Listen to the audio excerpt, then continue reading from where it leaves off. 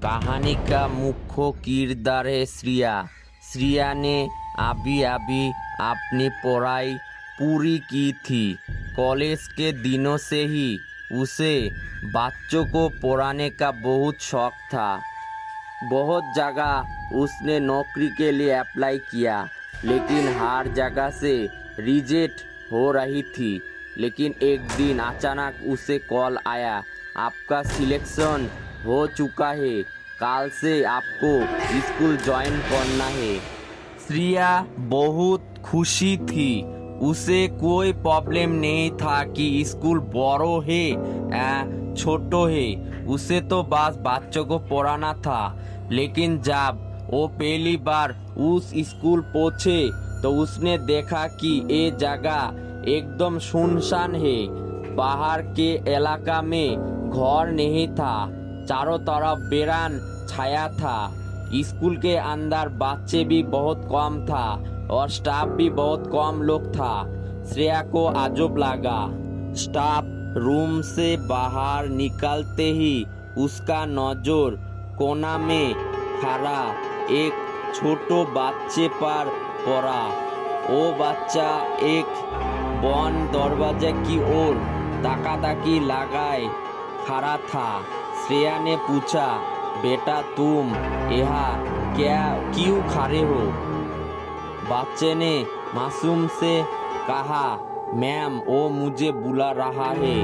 दरवाजा के अंदर से आवाज आई थी कि ये दरवाजा खोलो।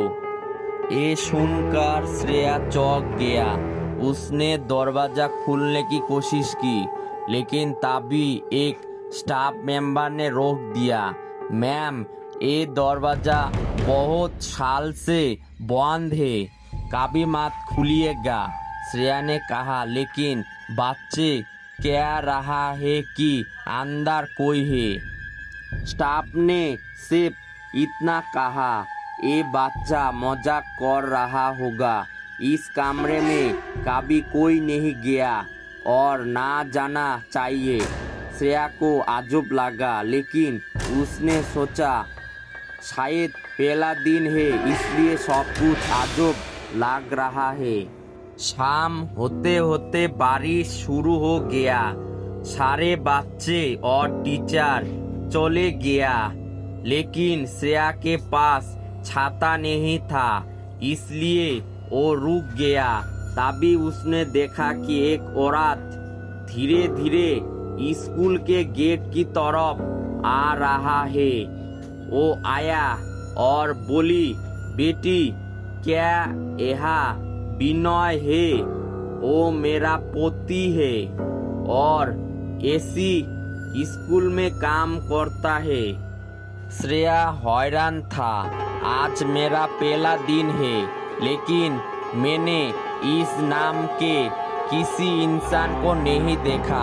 औरत बोली, अजब बात है, वो रोज आता है, आज क्यों नहीं देखा? बारिश बहुत हो रही थी। श्रेया ने उसे अंदर बुला लिया। वो औरत अपना नाम बताया है, कविता। स्टाफ रूम में बैठने समय श्रेया बार बार उस बंद दरवाजा की ओर देखने लगी।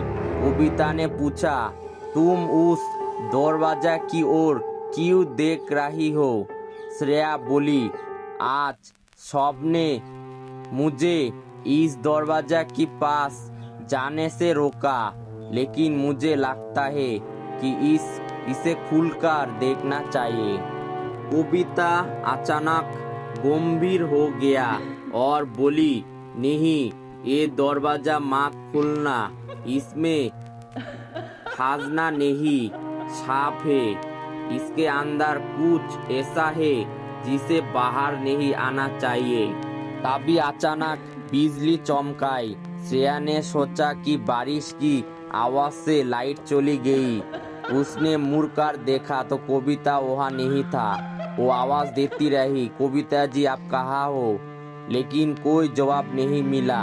आप तो वो सोचने लगी, आप तो मुझे कोई रोकने वाला नहीं है, मैं ये दरवाजा खोलूंगा।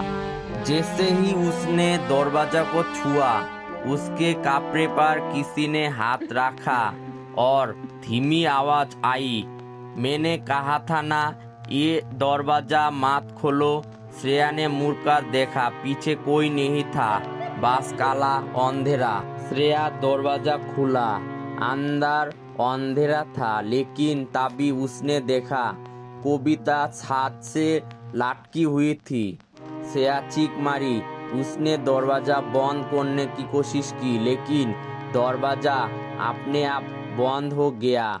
जब उसने दोबारा देखा, कविता जमीन पर खड़ा था, लेकिन उसके चेहरा पर मौत का सन्नाटा था, जैसे कोई पुराना लाश चल फिर रहा हो।